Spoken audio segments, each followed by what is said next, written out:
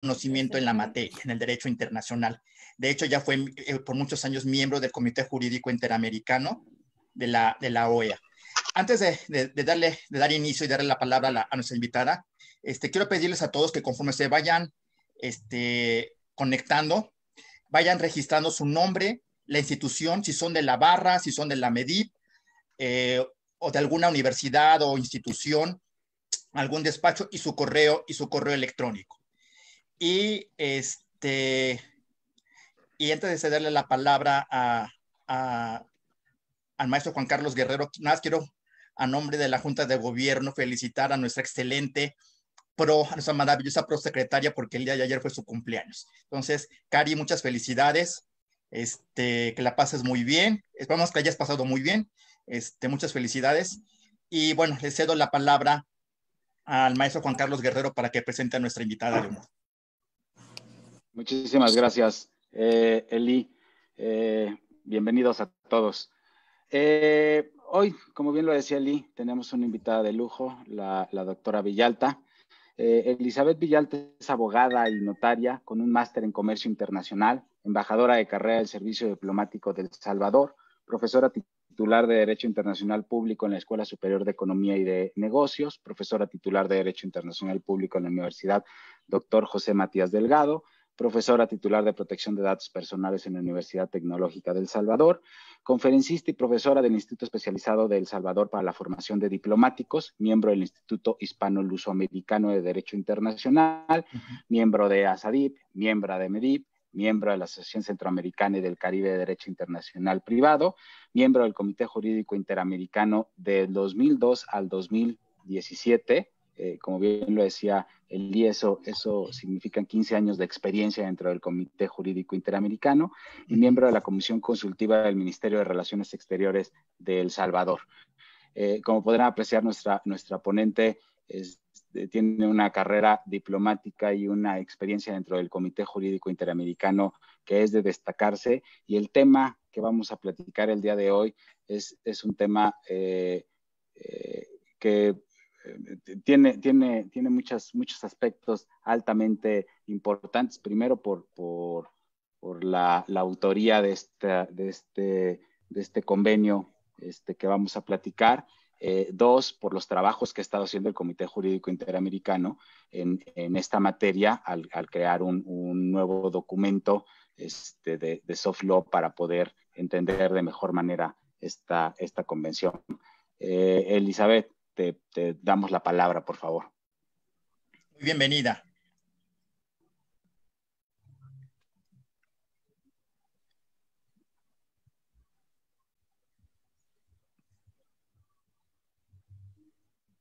A lo mejor no pudo conectarse. Cari, ¿le puedes habilitar?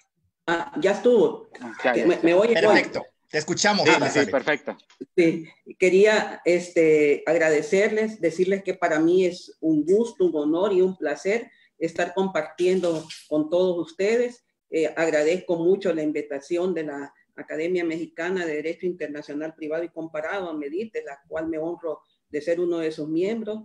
La invitación que me dio el maestro Eli para ello. Agradezco las presentaciones tanto de Eli como de Juan Carlos, y quiero decirles que el tema que escogí para esta oportunidad, la Convención de México y el derecho aplicable a los contratos internacionales, es porque para mí es un tema en donde AMEDIP tiene mucho que ver, y quiero hacerles el antecedente y por qué AMEDIP tiene que ver en este tema.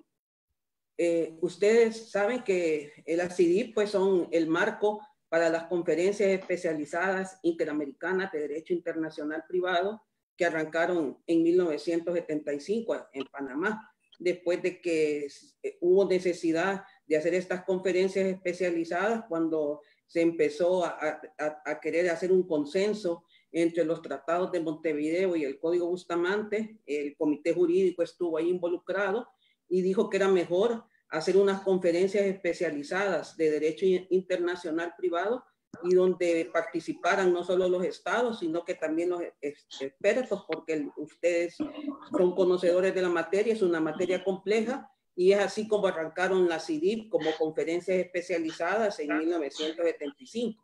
como parte del comité jurídico que formé del 2002 al 2017 y como profesora de la materia, pues yo estudié la CIDIP y vi que en la quinta conferencia especializada salió la Convención de México sobre Derecho Aplicable a los Contratos Internacionales, así como la Convención sobre Tráfico Internacional de Menores.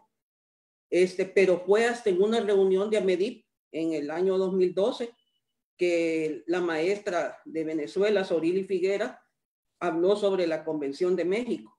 Y en ese momento me llamó mucho la atención de que era una convención novedosa, vanguardista, con soluciones totalmente relevantes para el derecho internacional privado y para la contratación internacional. Así que me dediqué a estudiarla a fondo y la llevé como tema a SADIP en el 2013, a la Asociación Americana de Derecho Internacional Privado. Ahí la presenté como ponente y vi que hubo mucho debate entre los miembros de ASADIP, unos a favor, otros en contra de la Convención de México. Y entonces eso me animó más a estudiar la Convención de México. Estudié los antecedentes de la Convención, cómo surgió, y decidí llevarla como tema al Comité Jurídico Interamericano en marzo de 2014.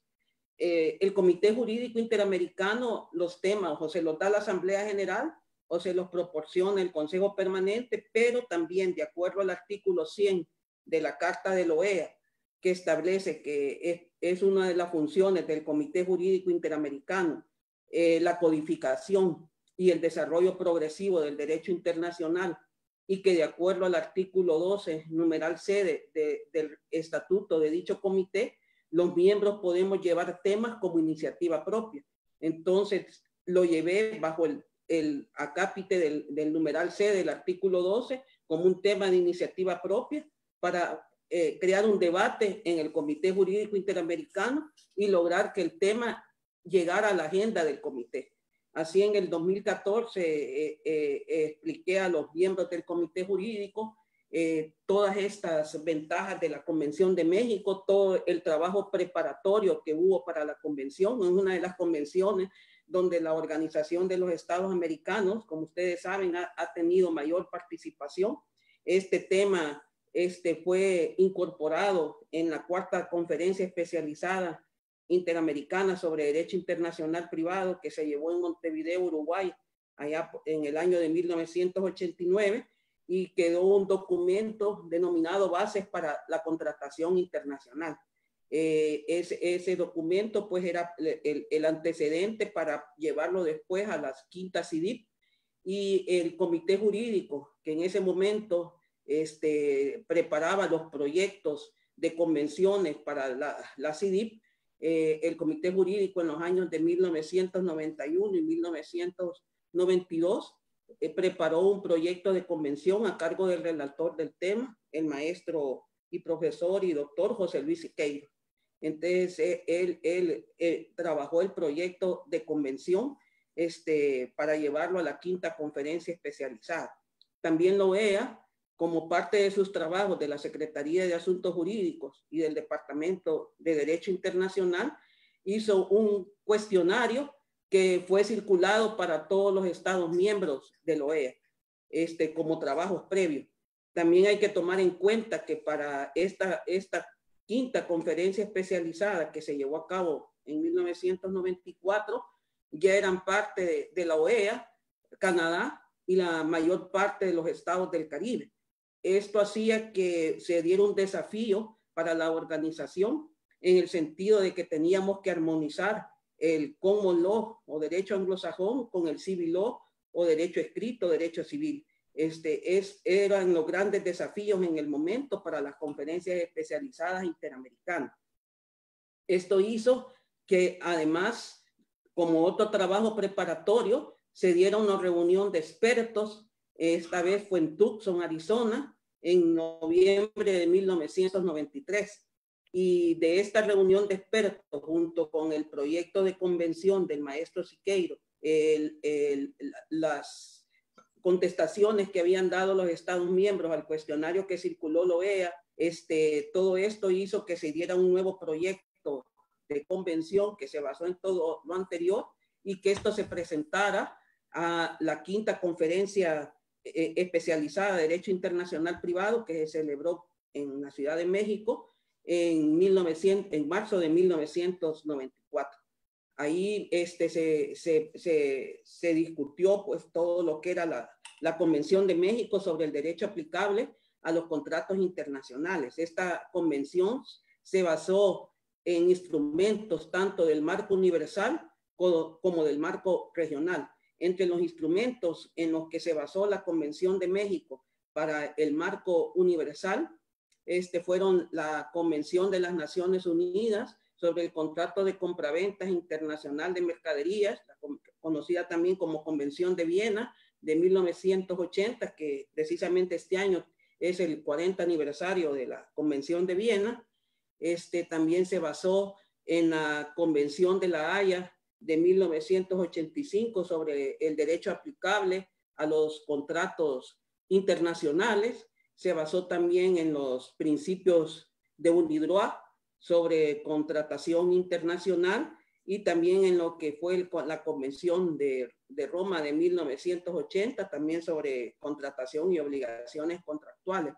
Y en la parte regional, tuvo en cuenta los tratados de Montevideo de 1889, 1890 y de 1939, 1940, sobre también de las obligaciones contractuales y la ley aplicable a los contratos internacionales. Y en el Código Bustamante de 1928, en su parte cuarta, relativa pues a las obligaciones contractuales. Y además la legislación interna de los estados de la organización. Todo esto fue el fundamento jurídico prácticamente de la Convención Interamericana sobre derecho aplicable a los contratos internacionales, que la denominaremos pues Convención de México, aunque algunos también le dicen la CIDASI.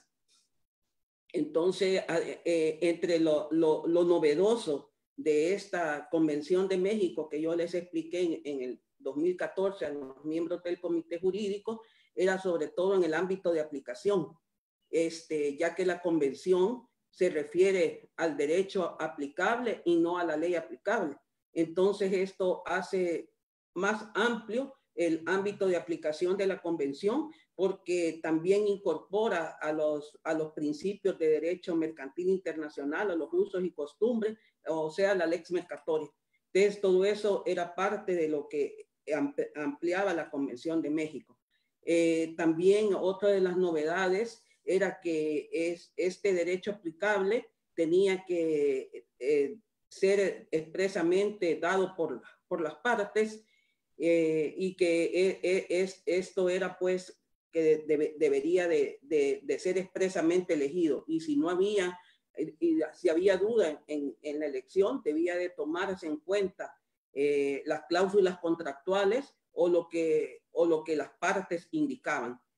Otra de las novedades de la Convención de México estaba en el artículo 7, que hablaba sobre el principio de la autonomía y la voluntad en su forma más amplia. No sé, o sea, en este principio se establece que las partes son las que eligen el derecho. O sea, el derecho es elegido por las partes. Hay una amplia aplicación del principio de la autonomía y de la voluntad. Y cuando no está claro el derecho expreso de las partes, entonces nos podemos ir al principio de la proximidad, o sea, cuando hay vínculos más estrechos. Todos estos principios pues eran novedosos para 1994. La otra novedad pues era hablar de los principios y usos del derecho mercantil internacional. Se hablaba en la Convención de las Organizaciones Internacionales. Esto no quedaba muy amplio porque no se determinaban qué organizaciones internacionales, pero prácticamente era la incorporación de la lex mercatoria en la convención.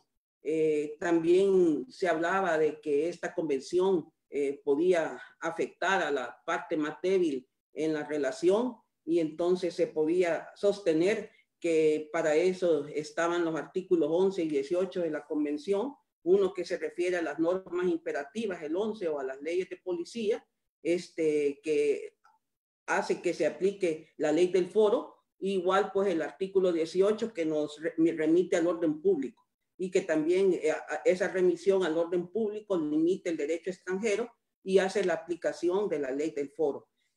Todas estas novedades que estaban enmarcadas en la Convención de México son soluciones que ahora es precisamente la contratación comercial internacional las está tomando muy en cuenta. Y entonces todo eso se explicó en el seno del Comité Jurídico Interamericano. Se dijo también que pudo ser que la Convención de México no lograra las ratificaciones deseadas, porque eso también llamaba poderosamente la atención, que solo México y Venezuela la habían ratificado y que había sido suscrita únicamente por Brasil, Bolivia, Uruguay, México y Venezuela. Entonces, que gran parte era por la no difusión de la convención. Los estados no sabían las ventajas que nos podía dar la Convención de México, no hubo una comprensión, una difusión seria de la convención. Lo otro era que los principios eran demasiado novedosos para el conflictualismo que era el criterio que se usaba en América, pues un conflictualismo territorialista, y todas estas soluciones novedosas pues no dejaban de chocar con esa otra forma de determinar la ley aplicable.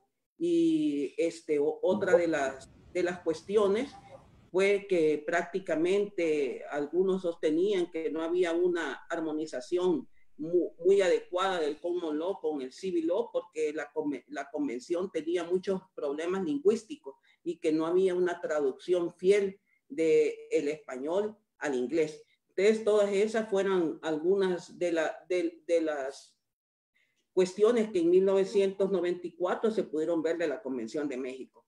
El Comité Jurídico vio que el tema era importante y que este tema podía ayudar también a actualizar otras convenciones dadas en el marco de la CIDI, que muchas de ellas también no son apreciadas por todo el sistema interamericano.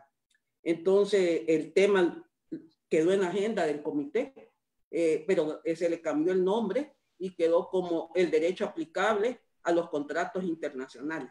Así fue como el tema logró pasar y ser parte del temario del Comité Jurídico Interamericano en el año 2014. En esa oportunidad se me dijo como que se me nombraba relatora del tema, porque yo lo había llevado, y que en el próximo periodo ordinario, que iba a ser en agosto del 2014, presentara los avances sobre el tema y si el tema había sido aceptado por algunas legislaciones de los estados.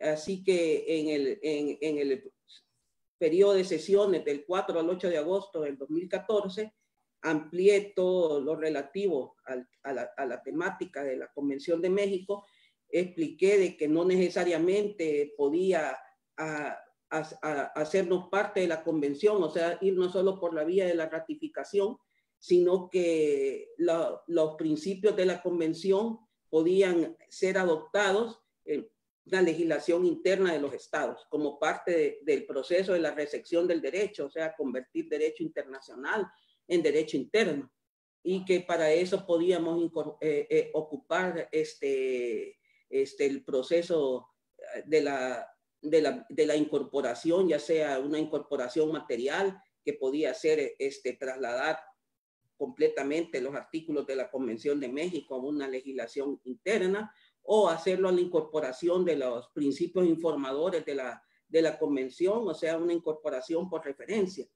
y que de esta manera lo había hecho Venezuela en su Ley de Derecho Internacional Privado de 1998. Había ocupado el sistema de la incorporación de los principios informadores principales de la Convención de México sobre derecho aplicable a los contratos internacionales. Que posteriormente, en el 2014, teníamos que República Dominicana había ya adoptado una ley de derecho internacional privado, la ley de 2014 precisamente, en la cual incorporaba a dicha ley muchas de las soluciones establecidas en las conferencias especializadas sobre derecho internacional privado de la OEA, y entre ellos en la parte de la contratación internacional había incorporado muchos de los principios de la Convención de México, como ha sido el principio de la autonomía de la voluntad, el principio de la proximidad, y todo lo relativo a las normas imperativas y al orden público. Entonces, todo eso, pues, vieron en el comité los artículos que tenía, pues, que tiene la Ley de Derecho Internacional Privado de República Dominicana, que también en ese mismo año, en el 2014, Panamá también tiene un código de derecho internacional privado, que es también el código de 2014, y que también en muchas de sus disposiciones hace una incorporación por referencia de las convenciones de la CIDIP, así como también de la Convención de México. Y así es como también el Código de Derecho Internacional Privado de Panamá incorpora el principio de la autonomía de la voluntad.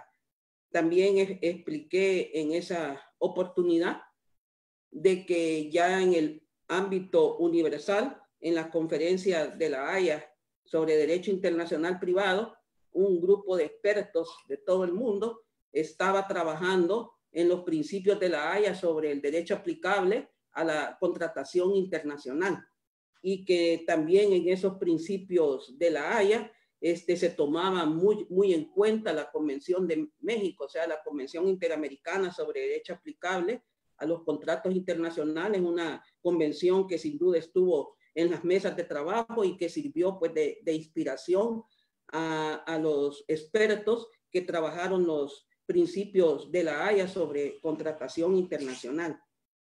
Y también expliqué en esa oportunidad de que ya Paraguay empezaba a trabajar una ley de derecho internacional privado para la ley aplicable en la contratación internacional, y que Paraguay estaba ocupando las dos formas de incorporación material, o sea, trasladando artículos casi completamente textuales, e incorporación por referencia, y que estaba como fundamento la Convención Interamericana sobre Derecho Aplicable a los Contratos Internacionales, o sea, la Convención de México.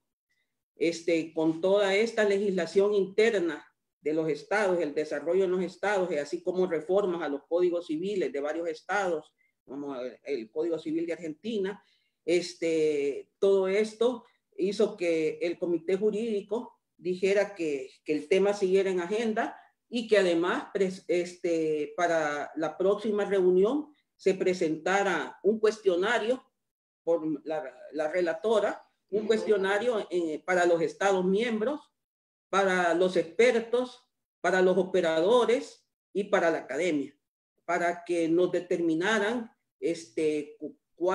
cómo podíamos seguir en el camino en este tema del derecho aplicable a la contratación, a los contratos internacionales, y cómo era la mejor manera de poder introducir estas novedosas soluciones para la contratación internacional. El cuestionario se preparó y se presentó en el periodo de sesiones del 2015. Fue un cuestionario tanto para los estados, pues, como para los expertos, operadores y academias, para tener una armonización con el Common Law y el Civil Law. El comité jurídico, muy acertadamente, también agregó como relator del tema al doctor David Stewart, que también ya se retiró del comité jurídico, ya no es miembro, pero estuvo también por mucho tiempo miembro del comité. Ustedes lo conocen mucho, profesor de Georgetown. Entonces, para que juntos hiciéramos el cuestionario, para que también en ese cuestionario tuviéramos la impresión de los países del Common Law.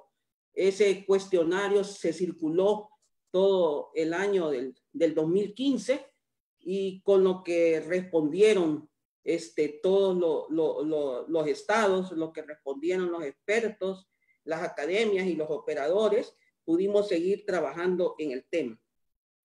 Entonces, con las respuestas del cuestionario que se presentaron en el periodo de sesiones del 2016, también en esa oportunidad, antes de dar el resumen de esa respuesta, había también más avances en el tema de tanto universal como regional. En el tema universal es que ya habían sido aprobados los principios de la Haya sobre el derecho aplicable a la contratación internacional. Y en la parte regional ya había sido promulgada el 15 de enero de 2015 la ley de Paraguay sobre el derecho aplicable a los contratos internacionales, sobre la contratación internacional. Entonces se hizo un parangón en esa oportunidad entre los principios de la Haya y la Convención de México sobre derecho aplicable a los contratos internacionales, y se vio de que muchos de las soluciones novedosas que da la Convención de la Haya son tomadas la Convención de México son tomadas por los principios de la Haya. Así vemos que entre los principios de la Convención de México que son tomados por los principios de la Haya son el principio de la autonomía y la voluntad, el principio de la proximidad o de los vínculos más estrechos, también todo lo que la Convención de la Haya dice que no se aplica, como las sucesiones testamentarias, las cuestiones de familia, todo eso también no se aplica para los principios de la Haya sobre el derecho aplicable a la contratación internacional, y se toma también todo lo relativo a los usos y a los principios de derecho comercial internacional, la ley mercatoria, y también en ambos instrumentos se toma lo relativo a las normas de policía o las normas imperativas y todo lo relativo a lo que es el orden público. O sea, hay bastante similitud entre la Convención de México y los principios de la Haya. Y todo eso pues fue llevado al periodo de sesiones del 2016. También en esa oportunidad se explicó cómo había logrado promulgarse la ley de Paraguay sobre el derecho aplicable a la contratación internacional, en el cual uno de sus principales redactores es el doctor José Moreno Rodríguez, que ahora es miembro del Comité Jurídico Interamericano, y él en esta convención se explicaba, en esta ley se explicaba muy claramente de cómo la Convención de México había sido incorporada ya tanto en forma material, incorporación vía material, como también incorporación de los principios informadores, y hay muchas soluciones en la ley de Paraguay que casi son los textos de la Convención de México. Entonces, para que vean ustedes cómo la Convención de México se ha ido incorporando, si no bien a través de la ratificación del instrumento, pero se ha ido incorporando a la ley interna de los estados. Esta ley de Paraguay se considera una de las leyes más modernas en las Américas sobre contratación internacional. Y ya volviendo nuevamente al cuestionario, con el cuestionario tuvimos lo que los expertos nos manifestaron, los estados miembros también, las academias y los operadores, y vimos que sí estaban muy interesados en ocupar los principios y las soluciones de vanguardia y novedosas de la Convención de México. Dijeron que había sido poco conocida, que no sabían los estados las ventajas que daba esta convención, que había habido muy poca difusión, y que esta convención podía servir a los legisladores para poder hacer legislación interna en sus estados sobre contratación internacional, servir a los operadores, sobre todo a los jueces, a los operadores de justicia, para poder aplicarlas en los casos que llegaran y formar parte pues de la jurisprudencia. Y entonces hubieron comentarios muy buenos, positivos, además hubieron comentarios sobre por qué la convención no había logrado pues llegar a una ratificación de los estados, no obstante que esté en vigencia, porque la convención, de acuerdo al artículo 28 de la misma, entraba en vigencia con 2 estados que la ratificaban.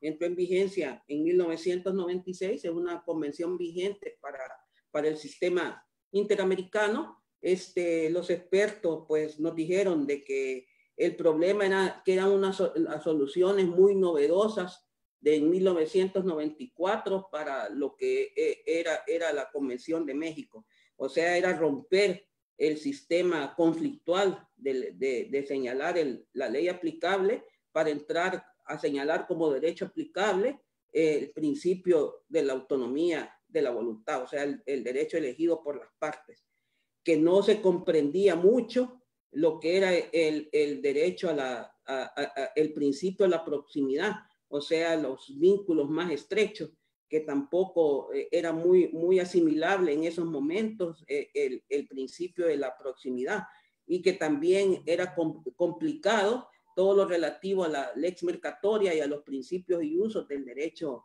mercantil internacional. Y también nos dijeron de que había una mala traducción entre lo que era el texto de la convención en español y el texto de la convención en inglés. Y lo otro es que sintieron de que había habido una incorporación forzada del civil law con el common law, pero que eso era lo negativo pues que vieron los estados y los expertos y la academia en las respuestas que tabulamos nosotros con el doctor Stewart para tener una síntesis de lo que nos habían dicho todos los expertos. Entonces, esto se llevó pues al comité en las sesiones del 2015, en agosto del 2015, ya en el 2016 se vio, como les digo, el resultado de todo esto, y ya en el 2016 entró como miembro el doctor José Moreno Rodríguez, un experto, doctor y profesor y académico y jurista paraguayo, que fue, como les dije, uno de los principales redactores de la ley de Paraguay. Y entonces ya el tema se nos dio a ambos como relatores para ver qué destino se le daba al tema. Ese era mi último año pues en el comité jurídico, y entonces porque el 2016, 2017 terminé, entonces empezamos a trabajar con el doctor Moreno y vimos que podía darse a través pues de un soft law, de un derecho suave, que era pues el derecho que más está dando en el sistema interamericano. Ustedes saben que en el sistema interamericano se está en el reto de cómo consensuar el civil law como el common law, y que la mayoría de últimos instrumentos han sido derechos suaves, el soft law, leyes modelos, leyes marcos, resoluciones, principios. Así, por ejemplo, están los principios de acceso a la información pública, que esos principios han servido mucho para que en las Américas tengamos casi todos los países ley de acceso a la información pública, que se sirvió como modelo, pues los principios informadores, guías, que son lo que más los estados actualmente pues aceptan en cuanto a la armonización del common law y el civil law. Incluso resoluciones como la Carta Democrática Interamericana, que no es un tratado, sino que es una resolución que se adoptó el 11 de septiembre del 2001 en la Asamblea Extraordinaria de la OEA, y se adopta pues la Carta Democrática Interamericana. Entonces, muchos instrumentos novedosos en el sistema interamericano ya no son productos del hard law, sino que del soft law. Y entonces eso es importante para que nosotros viéramos el giro del tema. Entonces se dijo que quizás lo mejor era trabajar en una guía sobre el derecho aplicable a la contratación comercial internacional. Entonces, para eso también se hizo otro cuestionario para los expertos, los estados y las academias. Esta guía no iba a ser dirigida no solo a los estados, sino que a los operadores, a los legisladores y a las academias para que se pudieran incorporar en sus trabajos y en sus casos. La guía es una guía novedosa. La guía fue terminada y concluida por el doctor José Moreno Rodríguez. Yo solo empecé con él en los inicios de la guía, porque la guía pues ya prácticamente fue cuando yo ya me retiraba del Comité Jurídico Interamericano. La guía se terminó en el 2019, pero sí es una guía en la cual pues ustedes pueden ver todos los principios de consenso que han aceptado la mayor parte de los estados, porque digamos, en cuanto al principio de la autonomía y la voluntad, se hizo un estudio sobre cómo los estados de las Américas aceptaban o no el principio de la autonomía y la voluntad.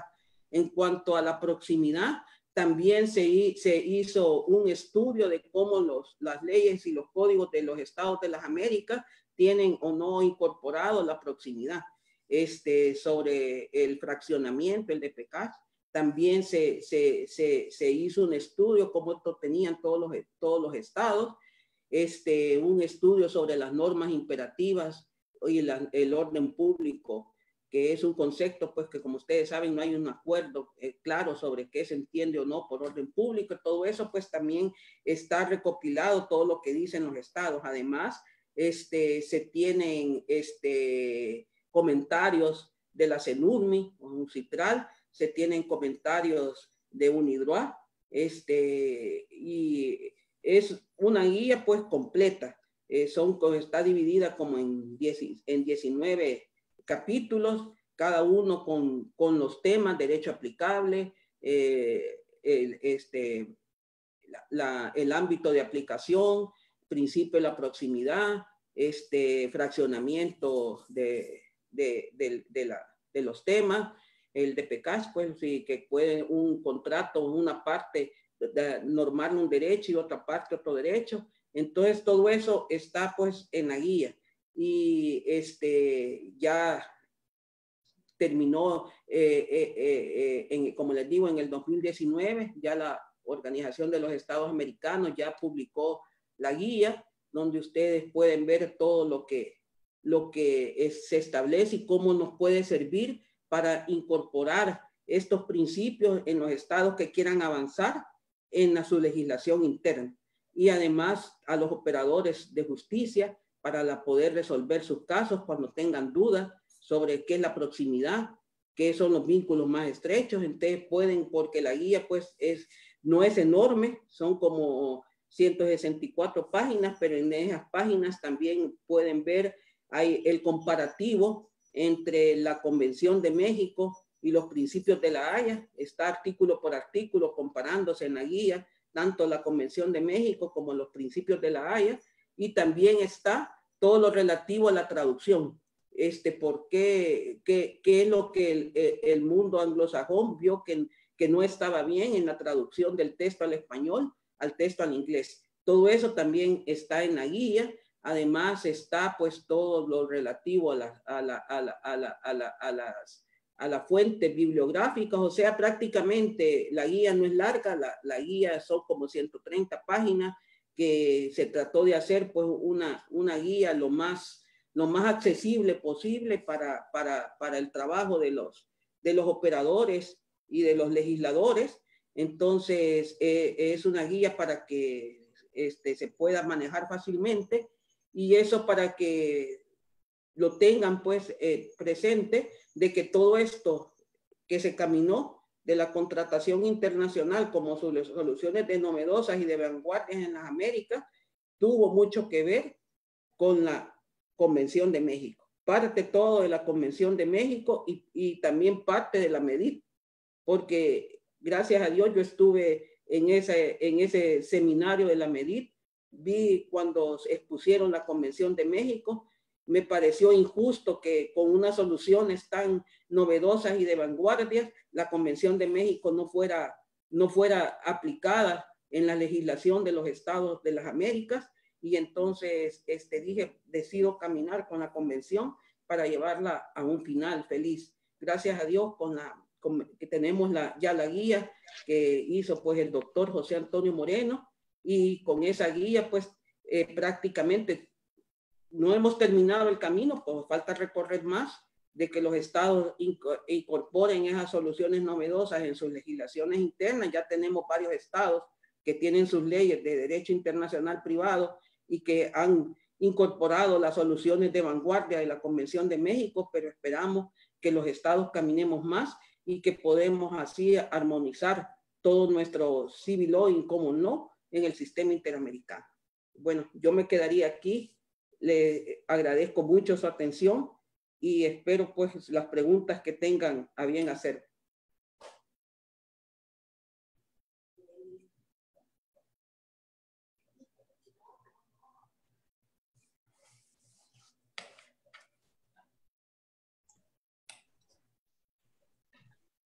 Presidente, quisiera Sí, hacer un comentario. Soy Leonel Pérez Nieto.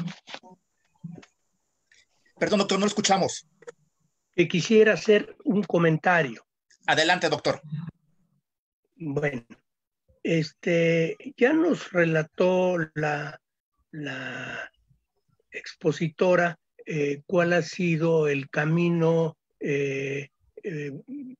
burocrático dentro de la OEA para dar a conocer una convención que se había aprobado 20 años antes.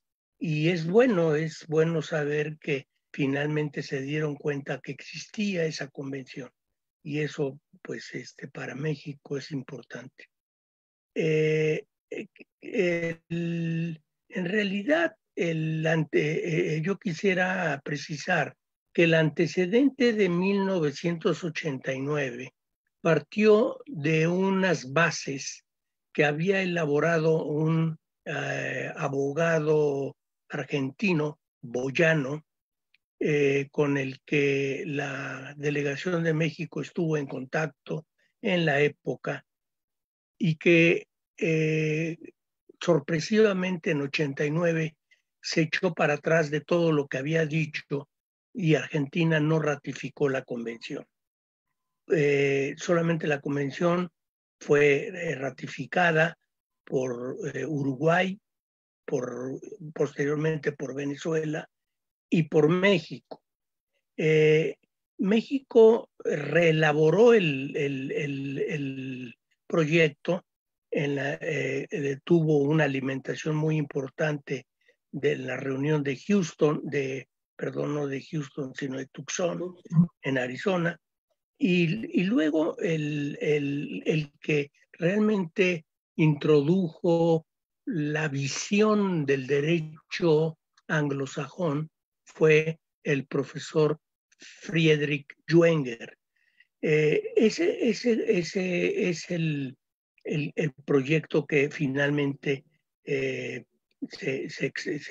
presentó en 94.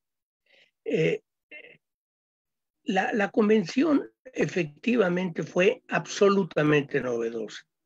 Tuvimos, cuando la aprobamos en México en 94, un desconcierto de parte de pues la gran mayoría de países latinoamericanos, porque no aceptaban la autonomía de la voluntad. Fue una verdadera lucha el que aceptaran la autonomía de la voluntad, que ya por lo que ha dicho la profesora Villalta, 20 años después, con todo un proceso dentro de la OEA, se logró de alguna manera irla difundiendo, digamos.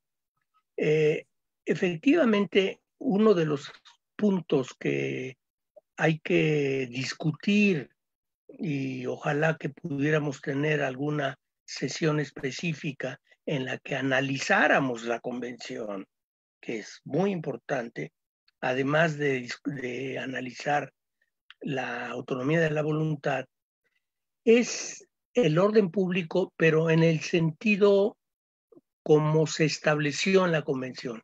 Es decir, la convención por primera vez estableció en el ámbito nuestro la posibilidad de que un juez nacional aplicara el orden público. Bien está la cuestión de México lo planteó de una manera muy novedosa. Sí rompimos con la fórmula tradicional de los conflictos de leyes, pero pues ya soluciones modernas, sobre todo.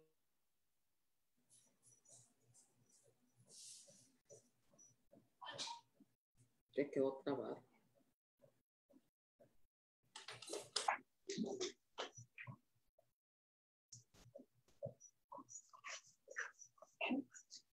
Creo que se nos perdió el doctor Pérez Nieto. Hay problemas con su internet. Bien, bueno, vamos a esperar a que se conecte nuevamente. En tanto, si hay otra pregunta, adelante.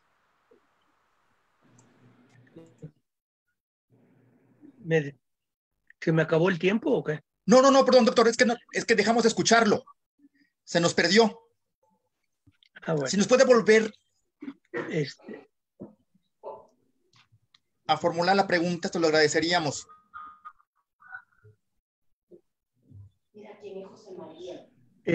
Yo no sé a dónde me quedé en la exposición, pero lo que yo quería subrayar es que sí, el principio del orden público en el sentido que lo planteo yo, sí la autonomía de la voluntad que no fue aceptada yo creo que el 98% de los países latinoamericanos.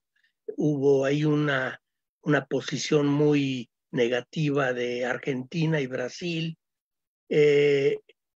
territorialistas a morir en ese momento, y el punto de los vínculos más estrechos que decía yo que fue la aportación que nos hizo el profesor Friedrich Juenger.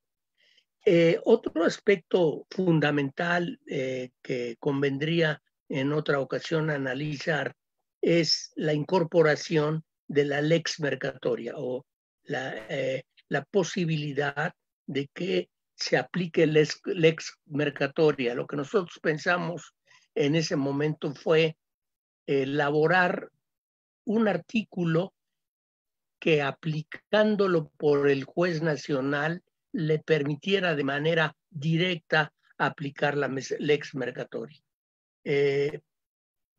Esto yo creo que la labor que menciona la expositora es muy loable, una labor que se hizo 20 años después y que afortunadamente ya ha hecho avanzar a esta convención.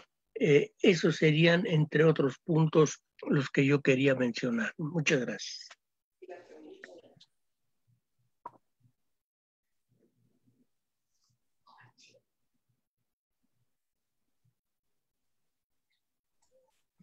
Perdón, yo quiero hacer una pregunta también a nuestra expositora. ¿Cuál realmente era el temor que tenían varios países, sobre todo en Sudamérica, sobre la libertad contractual, sobre el principio de la autonomía de la voluntad de las partes? Yo sé que en la Convención de México es prácticamente irrestricta, salvo por la aplicación de normas de orden público, pero ¿cuál era el verdadero temor que tenían sobre todo en Sudamérica sobre este principio? ¿Nos podrías comentar algo, por favor, Elizabeth?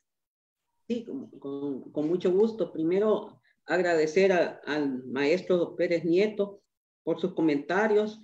Yo estuve también estudiando muchos comentarios de él en esta convención y sobre todo sus comentarios sobre la lex mercatoria y cómo él explica que se debería de aplicar y que me pareció pues excepcional.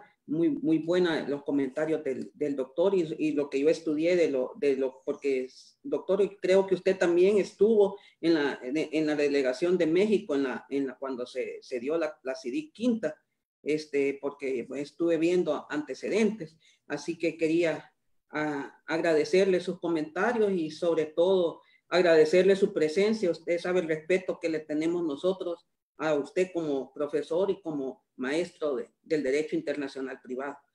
En cuanto a la pregunta de Elim, creo de que primero era el temor de los estados americanos de abandonar su régimen conflictual, ese conflictualismo territorialista que existía en el continente americano.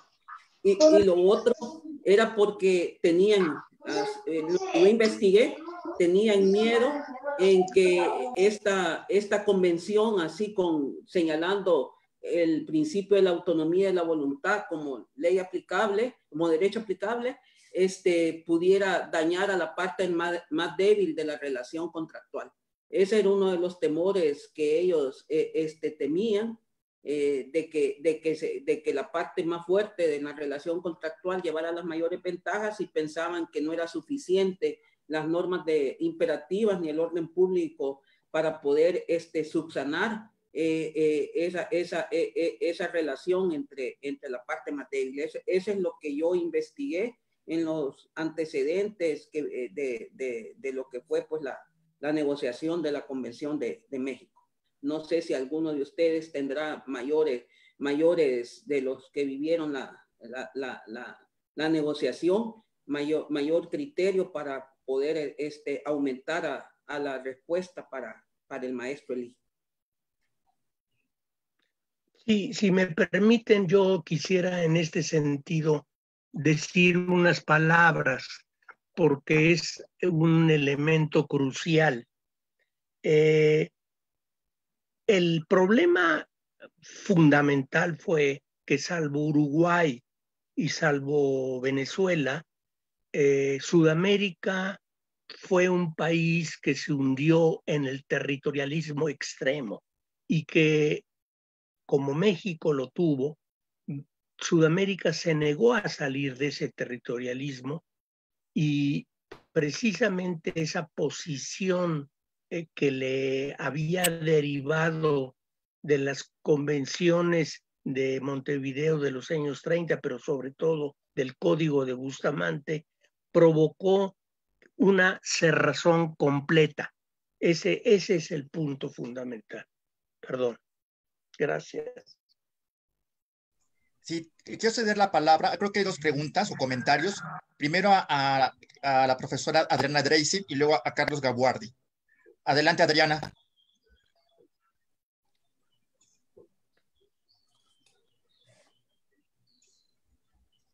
No sé si esté por ahí Adriana Dreisig.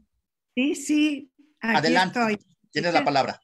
Bueno, en primer lugar, todo el agradecimiento por poder participar de esta magnífica sesión.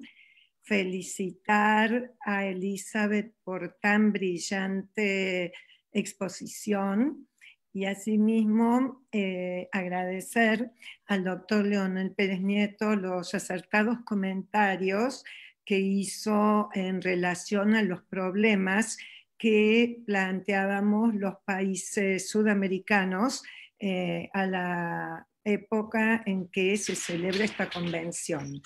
Las razones fueron muy bien explicitadas, el temor al débil, y bueno, y bien lo señaló Elizabeth, venir de toda una tradición que no se quería cambiar, pero que finalmente se modifica, porque desde la práctica sí se daba la autonomía de la voluntad a nivel contractual, y luego se incorporó también en Argentina, estoy hablando, desde los códigos procesales, del Código Procesal Civil y Comercial de la Nación, y el Código Civil y Comercial que fue aprobado hace 5 años, que ya tiene 5 años de vigencia, receptó los principios de la Convención Interamericana de México. Es así que se habla de lo que señalabas, Elizabeth, también los vínculos estrechos, se blanquea claramente el tema de la autonomía de la voluntad, se habla de derecho y no de ley, se incorpora particularmente lo que señalaba el doctor en relación a la importancia que tiene la lex mercatoria, los principios como derecho aplicable. Y entonces lo que quería era dejar aquí en la reunión este cambio que hubo en la legislación argentina para que se vea que se ha avanzado sobre ese territorialismo exacerbado que sí existió años antes, ¿verdad? Así que simplemente quería hacer esa aclaración. Muchas gracias. Gracias, Adriana. Y ahora le cedo la palabra a Carlos Gabuardi. Carlos, adelante. Creo que en lugar de prender mi micrófono, lo apagué. A la doctora Villalta, muchas gracias por su participación. Sin lugar a duda, es usted un ejemplo de que en Centroamérica hay grandes y muy profundos pensadores. Los centroamericanos se adelantaron a la Unión Europea en el concepto de mercado común y agradezco mucho su participación. Ahora, con respecto al tema específico de el desencuentro o la confrontación de tradiciones jurídicas romano-germánica y del common law concretada en la Convención sobre la interpretación de contratos. A mí me parece muy claro la importancia de comprender el sistema jurídico del otro, un poco al Alberto Cortés, entender que todos somos los demás de los demás. Yo quisiera preguntarle qué es lo que se está haciendo a nivel interamericano y lo que usted sepa a nivel de países para superar este problema de conocimiento de la tradición jurídica del vecino con miras a suavizar, a armonizar este tipo de problemas y por lo tanto tener un mejor funcionamiento y operatividad en el ámbito jurídico. Sí, muchas gracias por sus palabras y por su pregunta, profesor. Lo que se está haciendo ahora en el sistema interamericano, el reto que se tiene desde que en los años 90 ingresó Canadá, pues, y todos los estados del Caribe, y que la OEA se ha enfrentado con lo que es el sistema anglosajón y el sistema románico. Entonces, prácticamente el sistema anglosajón no quiere mucho los tratados. Esa es la realidad. Ellos no quieren obligarse por tratados, vía tratado internacional, que ha sido la costumbre nuestra, los países del civil law, de incorporar la legislación, el derecho internacional al derecho interno a través de los tratados internacionales. Entonces, como que no tenemos mucha, por lo menos en Centroamérica no teníamos mucho la costumbre del derecho suave, del soft law, del common law. Entonces, la OEA lo que ha hecho últimamente es inclinarse más por el soft law, apostarle más al soft law, y así es como ha hecho mucha, tanto en el derecho internacional público como en el derecho internacional privado, han hecho muchas leyes modelo. Por ejemplo, la ley modelo de lavado de dinero es una ley modelo que de allí han tomado base los demás estados de las Américas para hacer sus leyes internas sobre el lavado de dinero.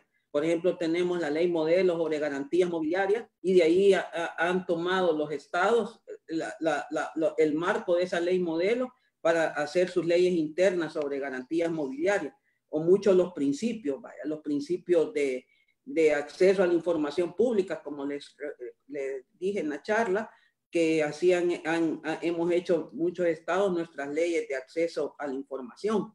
Y por eso en este tema el comité vio que quizás lo mejor en este momento era dar una guía para que los estados pudieran ver cómo incorporaban las soluciones de vanguardia de la Convención de México a su legislación interna. Pero sí, eso es lo que prácticamente la OEA ahora son los retos que tiene la armonización y unificación en el derecho internacional privado del common law y el civil law, y en el derecho internacional público de la misma forma. Si ustedes se fijan, ha habido pues un pequeño estancamiento en la CIDIP.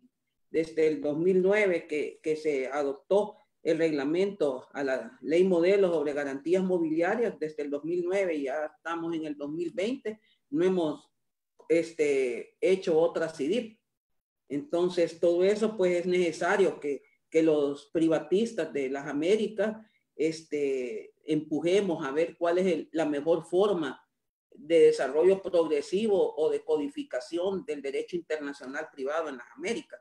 Sí, quizás esa es de las otras preguntas que tiene que ver el comité jurídico, los privatistas del comité, porque les voy a decir, en el comité jurídico hay pocos privatistas, la mayor parte de los miembros son de derecho internacional público. Entonces los temas de derecho internacional privado caminan poco en el comité jurídico porque los compañeros de público no conocen con detalle el derecho internacional privado. Entonces eso ha hecho que camine más lento en estas épocas el derecho internacional privado en el comité. Entonces una de las preguntas podría ser, ¿cuál es el destino de la CIDIP? Si seguimos con la CIDIP como foro codificador para el derecho internacional privado en las Américas, o si ustedes creen que debemos de seguir con un derecho suave, con un soft law, y seguir así en el desarrollo progresivo del derecho internacional privado en las Américas. Creo que su pregunta es bien importante para estos momentos en el sistema interamericano, para poder avanzar en el desarrollo del derecho internacional privado. Y más allá de los cuestionamientos al Comité Interamericano, yo quisiera preguntarle cuál es su propia perspectiva sobre esto, que si estuviera en sus manos orientar y decidir estos trabajos, ¿qué recomendaciones son las que daría? Mire, yo pienso que la CIDIP trabaja desde 1975 que arrancaron de una manera muy efectiva, y que nosotros tenemos los americanos nuestras propias particularidades para el desarrollo del derecho internacional privado, que quizás pues no está en el mundo universal, no conocen nuestras propias particularidades. Quizá para mí sería conveniente seguir con el foro codificador, pero tal vez darle otro rumbo, y también introducir el soft law, o un rumbo también más económico, porque convocar a una conferencia especializada en el sistema interamericano da mucho gasto.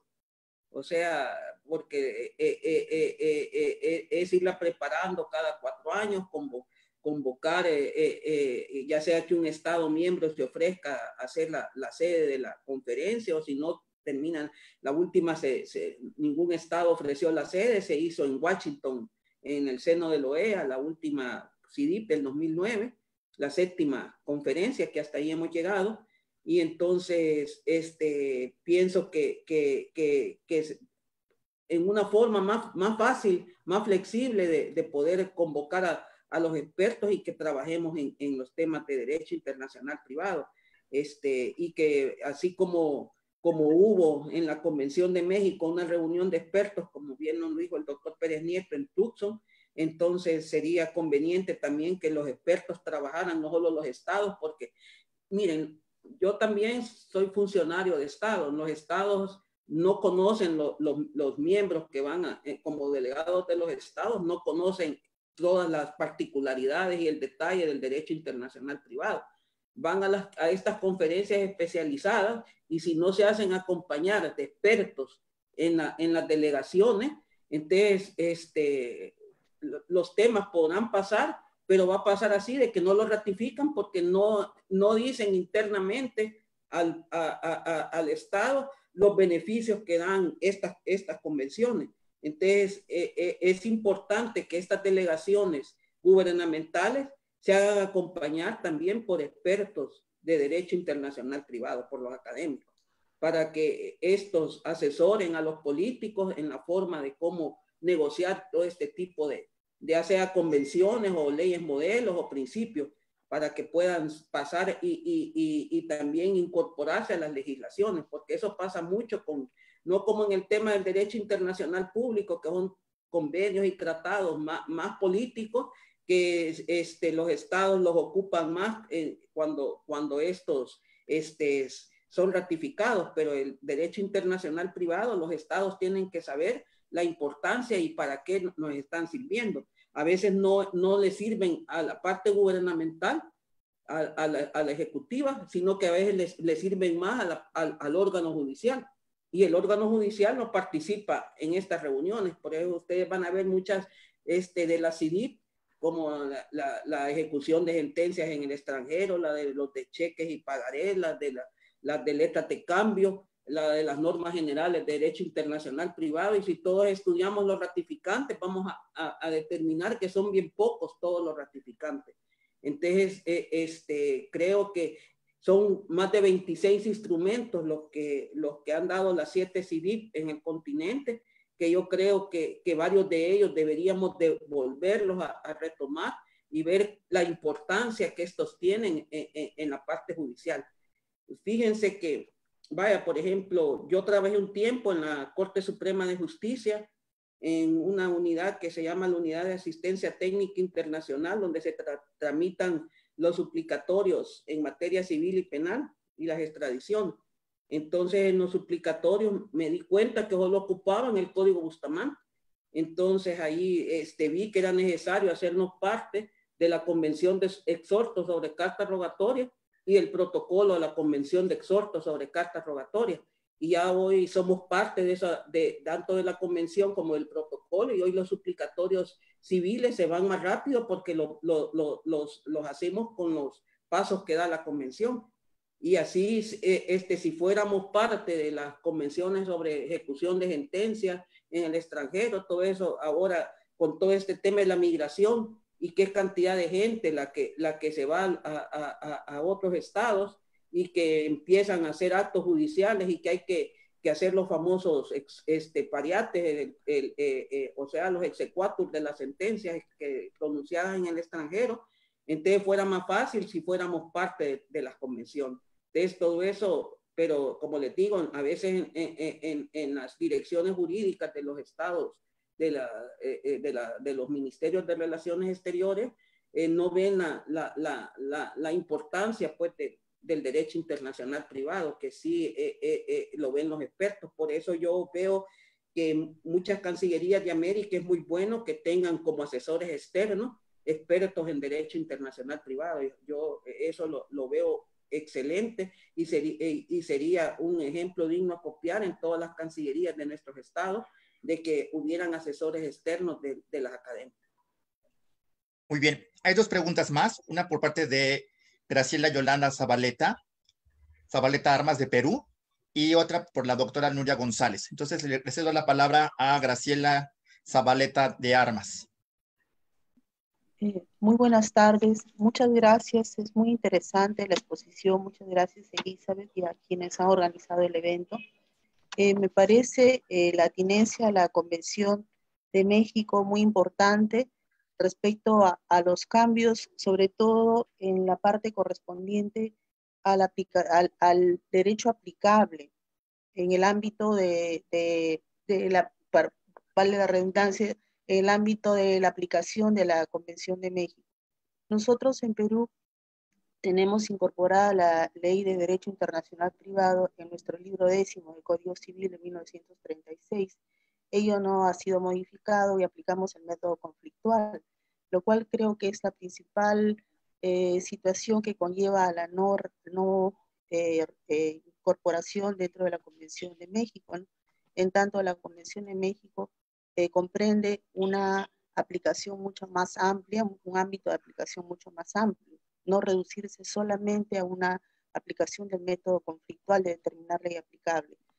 Entonces me parece importante la exposición de hoy día y la llamada de atención sobre la importancia de esta Convención de México, en tanto en la época en que estamos viviendo, el derecho de comercio internacional ha ido incorporando nuevas instituciones, los contratos, por ejemplo, denominados y nominados, que ya se están insertando en nuestros sistemas jurídicos, se están aplicando, como también el tema de los Incoterms, que aun cuando no es obligatorio, esto de manera facultativa se incorporan en los contratos de compra-venta internacional, considerando su importancia en la determinación del riesgo. Entonces, considero que todos esos elementos, además de la ratificación de la Convención de Viena de 1980 y la CIDID, de las cuales es parte de Perú también, el Tratado de Montevideo, me parece importante unificar criterios, presentar unas normas uniformes que a nivel interamericano podamos aplicar, considerando incluso las situaciones que ocurren en épocas como la que estamos viviendo de pandemia, que es necesario agilizar el comercio internacional y también la solución de las controversias, no limitarlas a un derecho aplicable. Pero ello también implica no solamente la revisión de la legislación interna en nuestros respectivos países, sino también promover una capacitación, como ustedes han señalado muy bien, ¿no? Casi no hay especialistas o no hay conferencias, no hay congresos sobre el ámbito del derecho internacional privado en muchos de nuestros países. Si bien es cierto, ASADIP es un foro que permite, ¿no? Revisar estos temas, emitir opiniones, que formula proyectos como es el que ha presentado la doctora Elizabeth ante la OEA. Pero es importante la capacitación, ¿no? Y dentro de ellos la capacitación de los magistrados, quienes son los que realmente van a resolver estas controversias, ¿no? Y hay mucho, a diferencia de Argentina, que creo que ya algunos de sus magistrados o sus tribunales están incorporando la lex mercatoria en el ámbito del Poder Judicial, ¿no? Muchos de nuestros países son reticentes, el Poder Judicial de nuestros países, a aplicar como fuente de derecho. Bien, entonces yo agradezco realmente y quisiera hacer una pregunta a la doctora Elizabeth. ¿Qué podríamos hacer los estados, ¿no? Quienes no somos parte en esta Convención de México, además de lo que, de acuerdo a cada uno de la situación normativa en nuestros países, podemos considerar, ¿no? Si es que podría la OEA, en todo caso, promover un foro a fin de comentar este tema de la aplicación de la Convención de México y de qué manera podríamos promover la mayor participación de los estados a nivel interamericano. Muchas gracias. Sí, muchas gracias a la doctora Zabaleta del Perú, de Trujillo, por sus comentarios y por su pregunta. Una de las cuestiones que podríamos hacer es revisar y analizar la guía aplicable a la contratación comercial internacional, de que el año pasado, el 2019, terminó el Comité Jurídico Interamericano con el relator, el doctor José Moreno Rodríguez, y ahí ustedes pueden ver que está dividida pues en 17 acápites y cómo los estados han ido ocupando cada uno de los principios, como es la autonomía y la voluntad, como es el de la proximidad, como es la cuestión del orden público, las normas de policías, lo que queda fuera de la convención.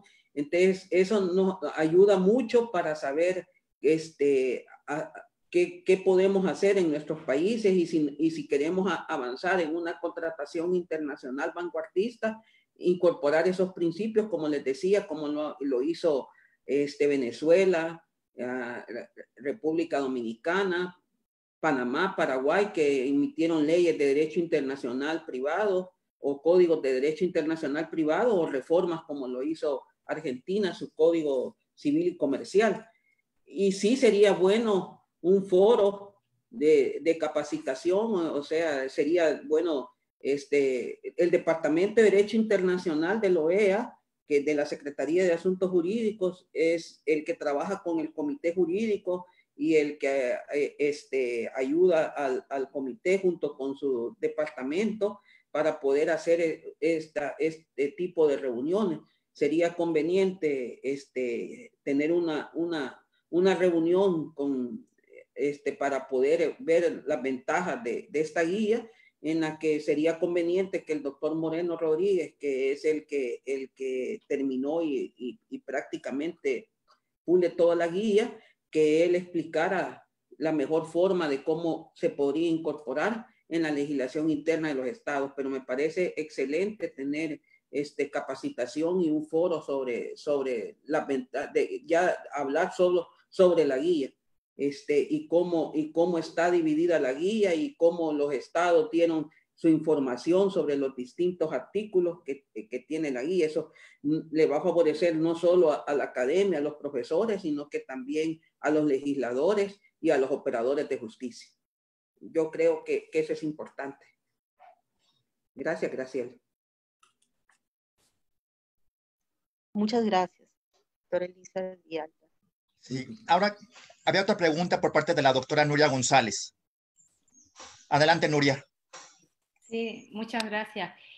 Bueno, pues yo me uno a las felicitaciones que le han hecho a Elizabeth Villalta por su exposición y bueno, agradezco también los siempre atinados y pertinentes comentarios del doctor Leonel Pérez Nieto y en esta ocasión también de Adriana Dreising, Carlos Baguardi y ahora nuestra colega de Perú, Graciela Zabaleta.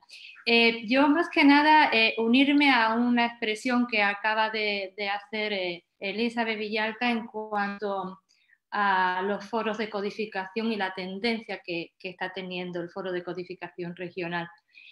Yo soy una amante del foro de codificación regional que representa la OEA, porque de alguna manera aterriza las necesidades concretas de nuestros estados latinoamericanos. Pero también entiendo, obviamente, que los foros de codificación universal, al tener un mayor número de estados, partes que lo firman y ratifican, obviamente siempre son más efectivos a la hora, digamos, de implementarlo.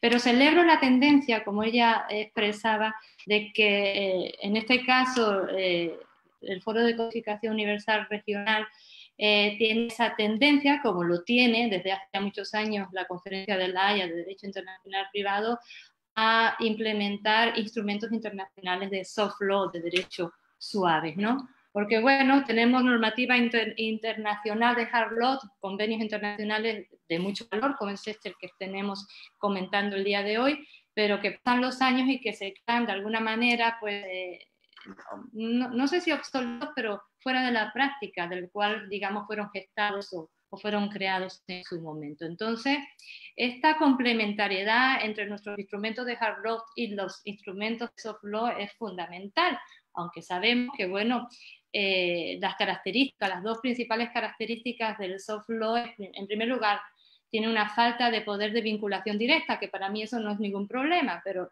estamos acostumbrados a que aquello que no vincula no nos obliga, por lo cual ahí habría un hándicap, pero en lo personal no lo veo. Y por otro lado, bueno, el valor que tiene el soft law es la innegable influencia en el futuro desarrollo legislativo, por supuesto, y su referencia en la actuación judicial. Es decir, que lo podemos tomar en cuenta porque es parte, de alguna manera, los estados que realmente creen en el soft law en su implementación. Entonces, bueno, es corroborar un poco lo que ella está expresando, poniéndolo en colación con lo que hacen los organismos universales, ¿no? Y también, pues, ahora acababa de expresar también la profesora Zabaleta de Perú el tema de la capacitación, fundamental.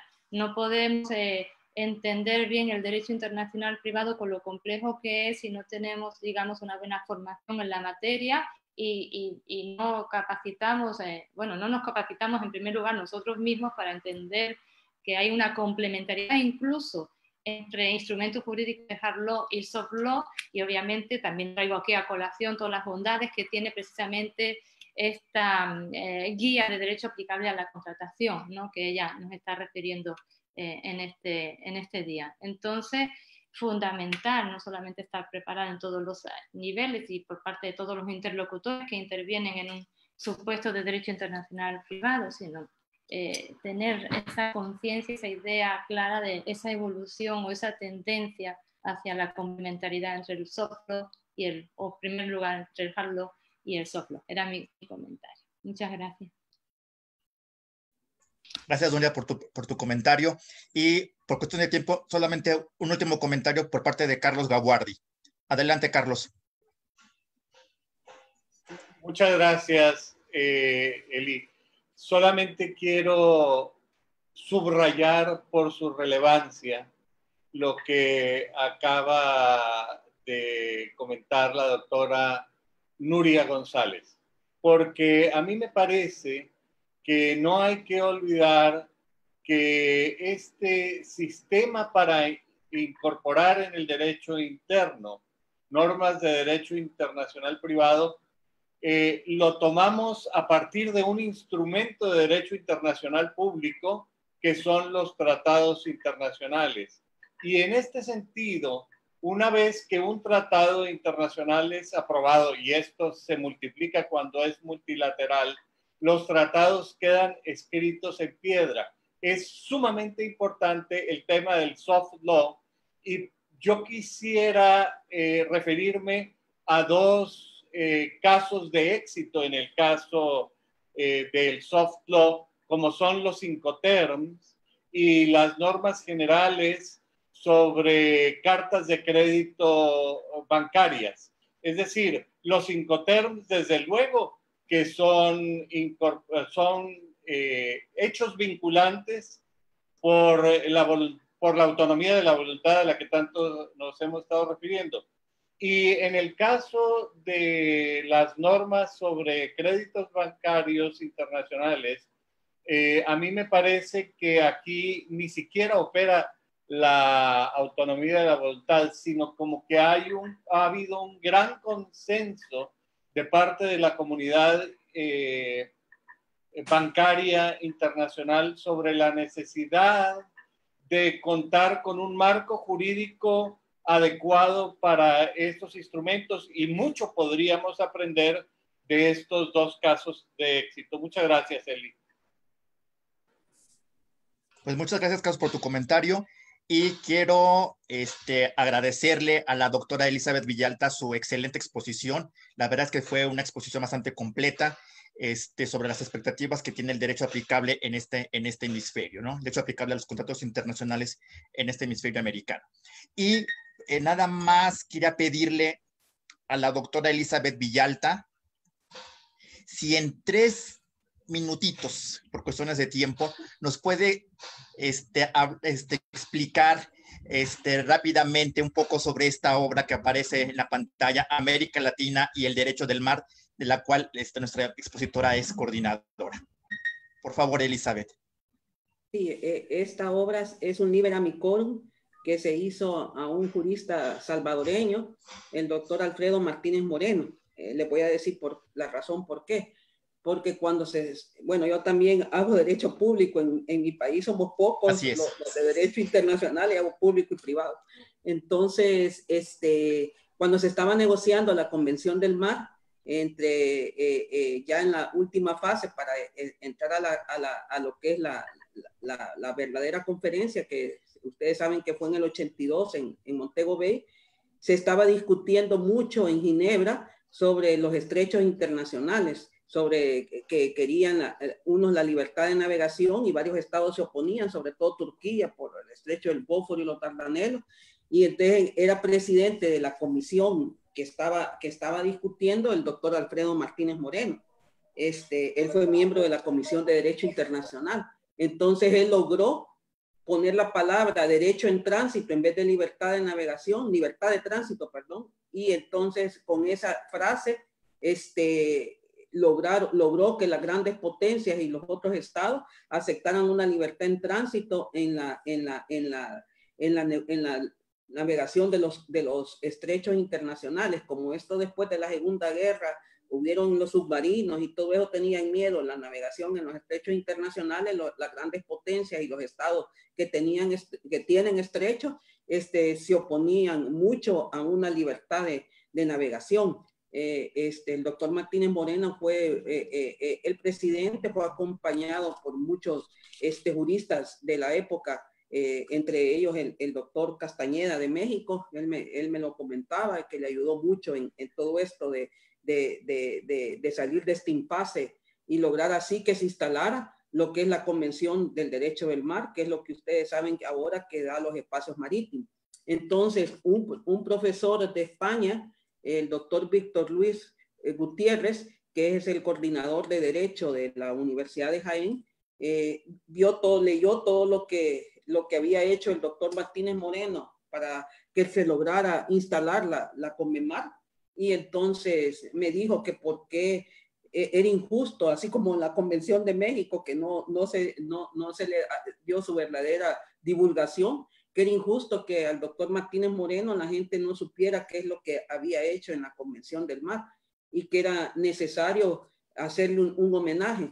Entonces me dijo, como tú conoces a los profesores de América, que son los que están en este tema, y que conocen al doctor Martínez Moreno, porque también él es miembro del ILADI, es miembro honorario. Entonces, empezamos a trabajar en lo que es esto, que es la contribución de América al derecho del mar. O sea, ustedes saben que América ha tenido mucha contribución al derecho del mar. El tema de las bahías históricas fue dado por el doctor Luis María Drago en 1910. Este tema de bahías históricas lo traspoló la Corte Centroamericana de Justicia en 1917 y da el concepto de bahía histórica trinacional para el Golfo de Fonseca, la única bahía histórica multinacional en el mundo. Luego fue Truman en 1945 que habló sobre la plataforma, el concepto de plataforma continental, y que se extendía hasta las 200 millas. El por qué las 200 millas, porque cuando previo a la Segunda Guerra Mundial, cuando ya se había Alemania anexado Austria y Polonia, se reúnen en Panamá los estados americanos y mantienen un estatus de neutralidad sobre todo el territorio y 200 millas marinas. Y ahí empieza a surgir el concepto de las 200 millas marinas. Precisamente por los submarinos y los barcos queríamos tener una neutralidad alrededor del territorio. Entonces, es así como Truman en su concepto de plataforma continental habla de 200 millas marinas, y esto es tomado por muchos estados americanos que los incorporan en sus constituciones. También excelente. Excelente. También este concepto de las 200 millas marinas es tomado en 1952 por Ecuador, Perú y Chile, y dan el famoso concepto del mar patrimonial, que se extendía hasta las 200 millas marinas. Entonces, con este concepto de mar patrimonial de las 200 millas marinas, prácticamente empezó la guerra entre las grandes potencias que querían 12 millas marinas de mar territorial y América Latina que quería 200 millas de mar, era el mar patrimonial. Esta teoría se le vendió a África y a Asia, y antes ya eran los tres continentes que pedíamos las 200 millas. Los africanos hablaban de una zona exclusiva, y entonces la transacción que se dio en la Convemar fue un mar territorial de 12 millas y una zona económica exclusiva de 188 millas. Si ustedes suman 188 y 12, dan las 200 millas. Entonces todo esto fue hecho por los juristas latinoamericanos. O sea, entonces por eso es que se da este libro, La Contribución de América. Si ustedes se fijan, ahí están los grandes juristas de América Latina escribiendo ellos sus temas en homenaje al doctor Martínez Moreno. Y eso el libro fue presentado hace 2 años allá en España, en la Casa de las Américas, y también fue presentado en el Congreso de Sevilla del ILADI, del Instituto Hispano-Luso Americano. Nos preguntan dónde podemos conseguirlo. ¿En Tirán, es cierto? ¿Es correcto? Sí, en Tirán Le Blanche. Perfecto. Pues Elizabeth, gracias nuevamente. Y ya para terminar y dar término a esta sesión, bueno, primeramente quiero agradecer nuevamente a Elizabeth Villalta por su exposición, la verdad que muy ilustrativa. Nos deja muchos temas para reflexión. Y quiero nada más dar por último, algunos anuncios. Primero que nada, se está otra vez circulando, se está circulando la convocatoria al Seminario Nacional, que este año será virtual. Entonces, están todos cordialmente invitados a participar enviando sus ponencias para el seminario, al correo de seminario@amedip.org. Acuérdense que estas ponencias van a ser sujetas a doble dictamen ciego. Entonces, las que sean seleccionadas serán presentadas en el seminario. Queda poco tiempo, entonces aprovechemos estos días para poder trabajar en la ponencia. También le pido a los miembros de la academia que nos hagan llegar sus comentarios respecto a la ley modelo de Derecho Internacional Privado que elaboró la academia, precisamente para podernos reunir virtualmente y poder empezar a hacer la nueva revisión a esta ley modelo. Y por último, quiero enviar saludos a Baja California, San Luis Potosí, Sinaloa, Nayarit, Yucatán, a Perú, Argentina y España. Y por último, agradecerles a todos y a cada uno de ustedes su tiempo, su disposición por habernos acompañado el día de hoy. Y nuevamente, muchísimas gracias por estar aquí presentes. Les deseo una feliz tarde de jueves y que tengan muy buen provecho. Muchísimas gracias y nos vemos en 15 días. Hasta luego. Saludos a todos. Gracias, saludos desde Tijuana. Saludos a todos, hasta luego. Nos vemos, Carlos. Adiós a todos. Gracias. Nos vemos, Betty. No olviden enviar sus comentarios de la ley modelo, por favor. Sí, por supuesto. Gracias, Betty. Muchas gracias, doctora Elizabeth. Un gusto escucharla. Cuídese mucho. Adiós, Eli. Nos vemos.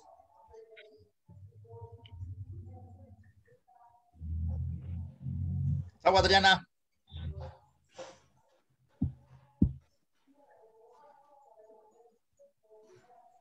Sí.